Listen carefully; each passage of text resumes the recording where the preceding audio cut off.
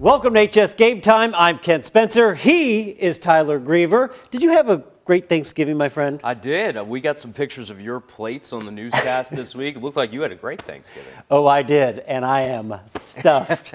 Two schools have established themselves as the top dogs of Kentucky football for the past decade. Just twice since 2007 has there been a school not named Male or Trinity to win the 6A state title. Tonight, the Bulldogs and Shamrocks battle for a spot in the championship after playing each other for it the past 2 years. Trinity hoping for a little payback. Undefeated Bulldogs won the game in the regular season. First drive of this game, Male marches down the field. Daniel Sweeney, who sat out all the other previous playoff games for the Dogs, welcome sight, 14 yards for the score. He flexes on him a little bit. PAT no good. Male up 6-0. Rocks come right back. Armand Tucker around the left side. Somebody grabs a hold of his face mask. Doesn't matter. He breaks it, hits the sideline. 39 yards for the touchdown. Trinity now leads 7-6. Dogs with a quick answer. Sweeney again, this time from 5 yards out. It's now 14-7 after a 2-point conversion. And Tyler, he's starting to count. That's two. After a Trinity turnover on the kickoff, Sweeney goes back to work. His third TD on the night makes it 21-7 Male. Still in the first quarter. Second quarter now. Sweeney again from a few yards out. Sounds like a broken record. It is. He scored 6 touchdowns in this game. It is now 28-7. Dogs can have some success in the air as well. Nick Shuddy wants it all to Vinny Anthony. What? Okay. 27 yards. That made it 35-7. Male would go on to win the game 48-21. What a first half performance for the Dogs as they are headed back to the 6A championship game with some unfinished business. Yeah, they were pretty dialed in. Defense was a little soft early, but Trinity's offense has improved quite a bit. So I wish we'd have kept that intensity second half, but it's okay. We ended up with the win. We was locked in. They robbed me out of 3 touchdowns, so I was on a mission. The first game, 3 of my touchdowns got called back. So this game, I came in on a mission, and I solidified that mission too.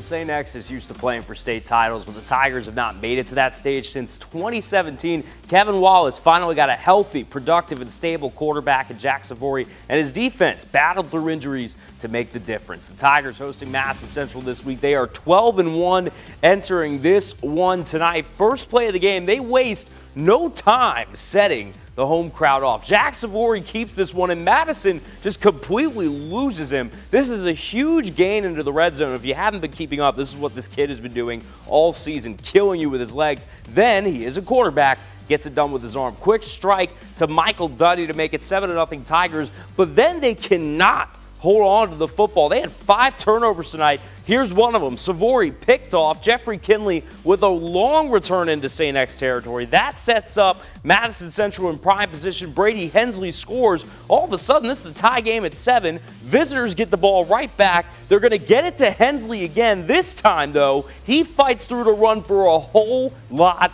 longer. 64 yards, 14-7 Madison Central. Kent, they were up 21-7 in this game. So St. X needs a spark, and Savory needs help finding one. That's where we find Mekhi Smith. He catches this, and this is one of the rudest stiff arms I've seen in high school football. That's just disrespectful. It really is. It's Derrick Henry-like. 65 yards to the house, 21-14 before halftime, and everybody is jazzed now. Second half, same score. Savory keeping it himself to tie this game up at 21. The Tigers will get a field goal for the lead, but they need a touchdown to put this away late. Less than 5 to go in the fourth. Savory sends his team to the state title game. St. X scores 24 unanswered to win 31-21 and goes to its first state title game since 2017.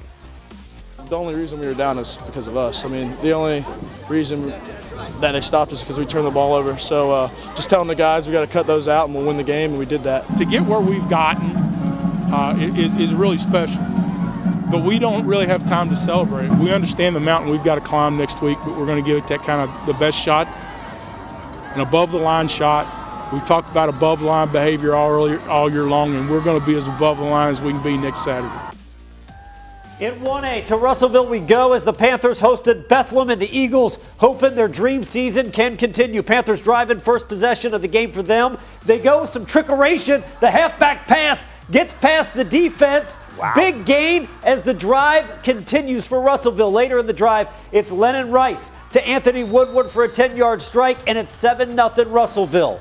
Later in the first quarter, it's the Rice to Woodward connection once again. This time, he takes an out route and makes it a house call. 58 yards. Bethlehem makes a late run in this one, but their season comes to an end as they fall to Russellville 34-21.